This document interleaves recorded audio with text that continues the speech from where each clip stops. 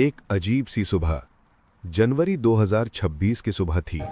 सूरज निकल चुका था, फिर भी हवा में गर्मी नहीं थी।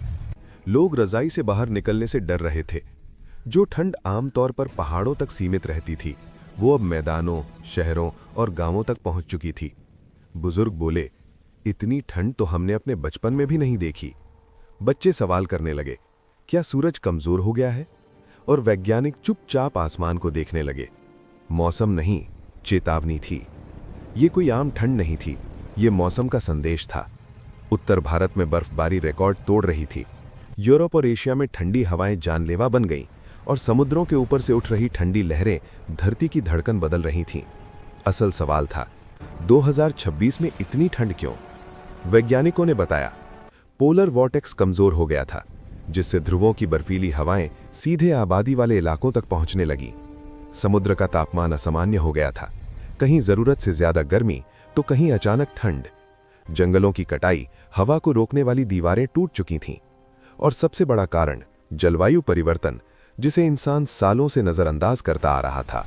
इंसान की भूल। कहानी यहीं से गंभीर हो जाती है। हमने क्या किया? ज्यादा फैक्ट्रियां, ज्यादा धुआं, ज्यादा लालच और कम पेड़। धरती ने पहले गर्मी से चेताया, फिर बाढ़ से, फिर सूखे से।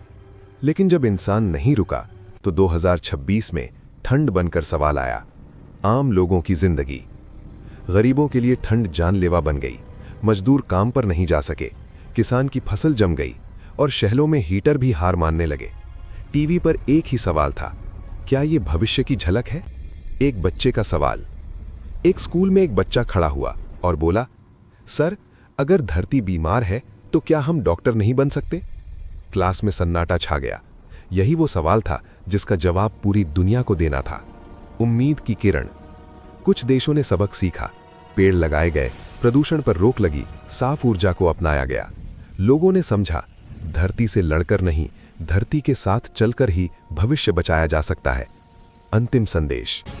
2026 की ठंड सिर्फ मौसम नहीं थी, वो चेतावनी थी। अगर आज भी नहीं संभले तो कल ठंड, गर्मी, बाढ़ या तूफान किसी भी रूप में सवाल पूछेगा।